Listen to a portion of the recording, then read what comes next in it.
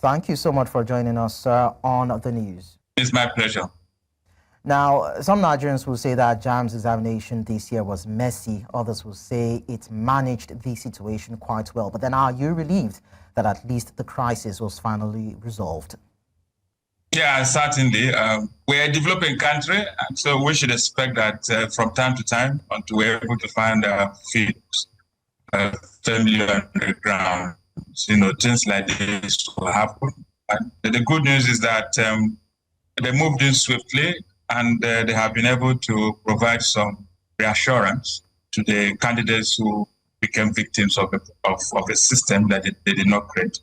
So we are moving forward in some sense, but we can put measures in place to ensure that we don't have a repeat of this next time, because the cost implications, especially in terms of the modern emotional burden that parents and their children bear when things like this happen, that can be very catastrophic sometimes. We have heard about some fatal cases associated with this, and most of these challenges are avoidable. Well, yeah. Now, I mean, the suspects said were said to have confessed to sabotaging the examination to discredit JAMB and discourage students from using CBT for future tests. Is there any valid reason why a CBT-based test is somewhat detested? I do not think so. But, when things like this happen, you find conspiracy theories, flying around. And we shouldn't give them a chance to flourish. The truth is that, indeed, some challenges happen because JAMB is not the owner of every element of what they are using to conduct the exam and release the results. You will remember that they did confirm to us that the major challenge came from an outsider who was a service provider. If they were in absolute control of the mechanisms for uploading the results of the candidates who wrote who were involved in this matter themselves to the server, certainly we will not be where we are. And so we can avoid that by funding a system that will make it possible for JAMB to own virtually every aspect of the CBT, including even the CBT centers. If we're serious as a country, this is a possibility because we can equip even secondary schools to own functional labs with all the computers we need in place in those places, and then train even the teachers themselves to be able to run these systems and make sure that the recruitment process is such that those who are handling every stage of it understand that it's a national assignment and we can't afford to embarrass our country by giving wrong impressions when things like this happen. While that can be put into consideration, we may still need to consider a school of thought that believes that this system, which was even a blessing in disguise in the first place, as it actually shone a spotlight on exam malpractices by syndicates. According to JAMB investigations, candidates, those who actually engage special centers, and just as you said, CBT centers. But then what do you think of this as regards the entire ecosystem for examination conduct in the country? Well, examination malpractice is not about to evaporate from our country. There are factors that keep making it, flourish, and those factors have remained, troublesome, and they are not going to disappear in a hurry. One of the reasons why mercenaries get involved, if you read the report from JAMB, courtesy of their head of communication very well, you will understand that as many as about 3,000 young people in universities are actually trying to feed by doing the wrong thing, but making examination malpractice to flourish. And that's one of the reasons why that is so is pervasive poverty, where young people in universities are not able to find legitimate means to fund their education, and their parents are so poor that they are not able to fund their education, so that they just concentrate on studying rather than finding money to take care of themselves. So some people may argue, say, but are they the only ones who have financial challenges? But the truth is that in countries where students don't have to grapple with having to pay their own school fees themselves and take care of them on their other needs, you don't find this level of involvement of undergraduates in the disruption of a very important system that carries huge implications for national development.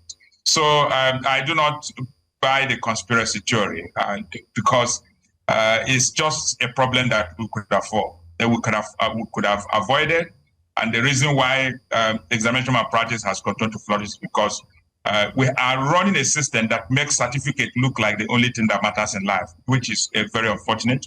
If we start employing on the basis of capacity to solve practical problems and not over-reliance on the kind of grades that people show to employers, I think that less interest will be devoted to asking people to show us how many credits they have in their school certificate and what they scored in JAMB. With that, I think that we'll have less of these kinds of challenges. So aside funding that you canvassed for, does it mean that there's a need for a total overhaul of Nigeria's education system if we're hoping to get it right? Absolutely, absolutely. One of the reasons why examination malpractice has continued to flourish is the fact that as a people, we place so much emphasis on diploma. When I say diploma, certificates, whether it's a school certificate or JAMB certificate or polytechnic or university. That's not where the rest of the world is.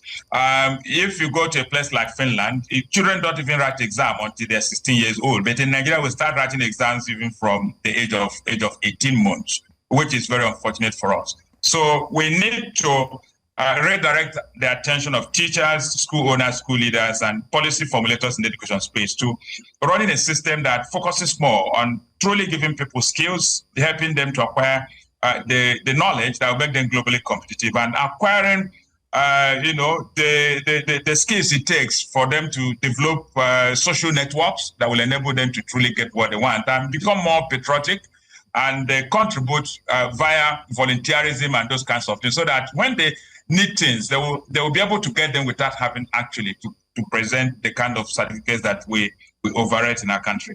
So it's a systemic flaw that JAMB alone, no matter how hard they try, they can't fix all of this, and they should stop. The leadership of JAMB should stop stop thinking that only them can resolve the problem with the examination malpractice in our country.